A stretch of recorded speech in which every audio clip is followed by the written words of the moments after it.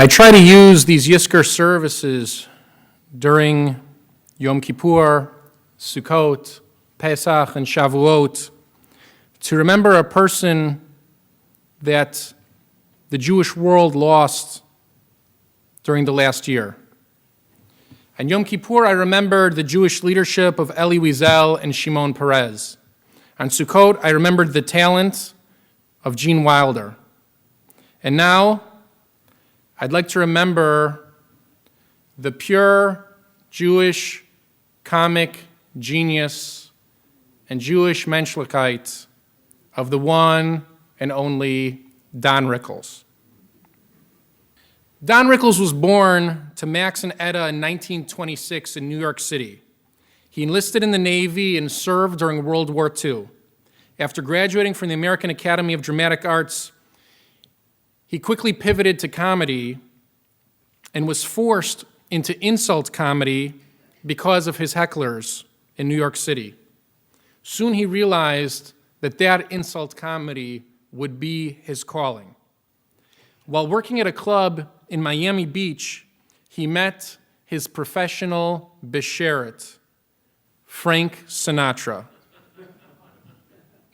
His coupling with Sinatra, his friendship with Sinatra, and his success with Sinatra led way to stories of show business legend that will be remembered and retold for generations to come. One such story always stands out for me as a personal favorite. He told it many times in talk shows, as did Sinatra, and it's written in both of their memoirs.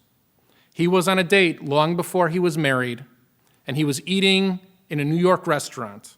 And sure enough, Frank Sinatra was eating at a table on the other side of the restaurant.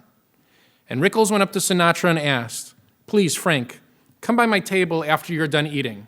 My date doesn't believe that I know you, and it'll mean a lot if she sees us talking together." So Sinatra finished his dinner and walked over to Rickles' table, and he said, "Hey, Don, it's so great to see you." And Don Rickles shook his head and looked up slowly at him and said, "Gee, Frank, can't you see I'm eating here?"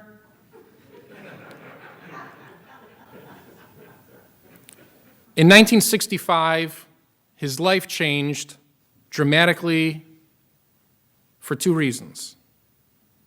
He married the love of his life, Barbara. They were married until he died. And that same year, he appeared for the first time on The Tonight Show with Johnny Carson.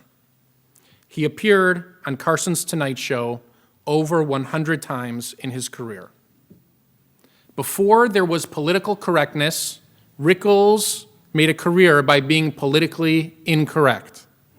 He made fun of blacks and Latinos, he made fun of the privileged and the less fortunate, and he made fun of our entire Jewish family. He roasted Frank Sinatra and Dean Martin and President Reagan, and in doing so he proved that with brilliant wit, a person can get away with almost saying anything. Rickles could cut into people and charm them at the same time. To be roasted by Rickles was a badge of honor. It meant that you were worthy of his jabs. And we were all so proud of this small, round man because that quickest wit came from a Jewish seichel, a Jewish mind. Somehow, every subject he touched suddenly became Jewish. From his insults to his ability to tell stories, Rickles exuded a Jewish quality about him. In the Pixar animated film Toy Story, with his New York accent and Jewish sensibility, he somehow even turned Mr. Potato Head into a Jewish character. Not many people realize this, but I have two personal connections to Don Rickles. I first learned of him when I was a little boy, and we were on a family vacation at the Concord Resort Hotel in the Catskills over New Year's Eve with my grandparents. And if you don't know, the Concord was a resort that offered golf and mini golf, swimming and tennis, bingo and kaluki, kosher food and entertainment. It was a theme park designed for my grandparents.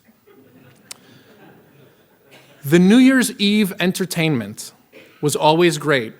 One year we saw Jerry Seinfeld, we saw Jackie Mason, and that year it was Don Rickles. Every year when we'd arrive at the Concord, my dad would go through the same charade of walking into the ballroom, seeing our table, not accepting it, and then tipping the maitre d' to get our family a table in the front row. That was every year except for Don Rickles' year. That year, when we walked into the hotel, my Grandma Faye, scared as can be, she put her hand on my dad's arm and said, "Gerala, maybe this year we don't have to sit in the front row."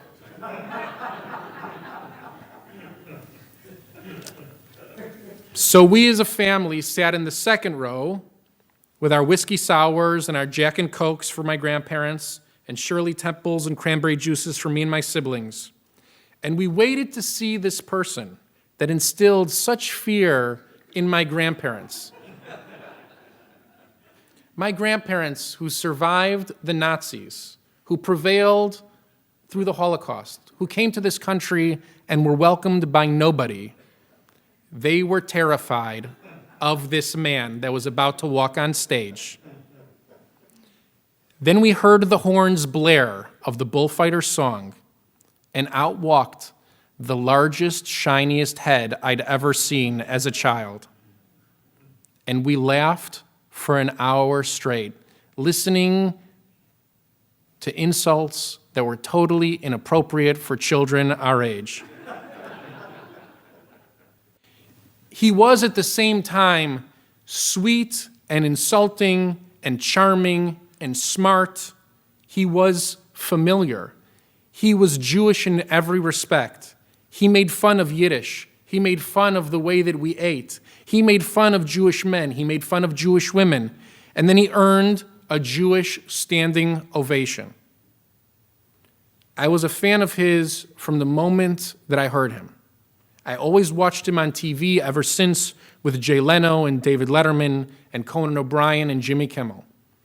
And I never knew much about his personal life at all.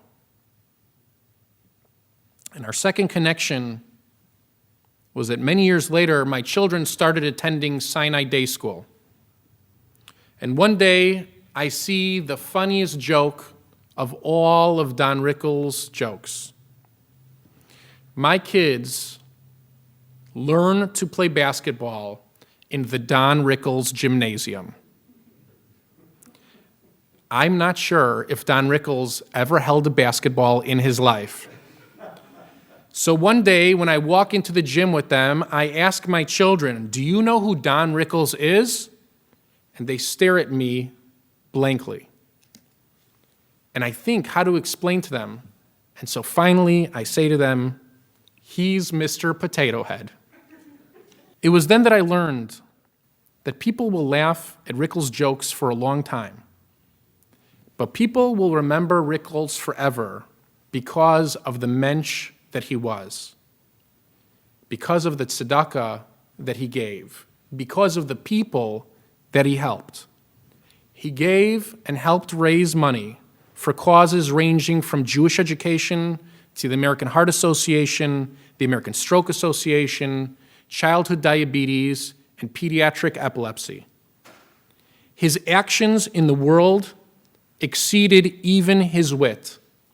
As Pirkei Avot, the wisdom of our fathers, teach us, Kol shema'asav merubin mechochmato lemahu domeh. When a person's good deeds exceed his wisdom, to what can he be compared? To a tree with more roots than branches. All the wind in the world cannot uproot it from its place in the world. Although he's now physically gone, Don Rickles' memory, Don Rickles' place in the world will never, ever be uprooted. May the memory of Don Rickles be a blessing for the world, for the Jewish community, and for his family. And may his family, along with everybody who loved him, be comforted amongst the mourners of Zion and Jerusalem. And let us say,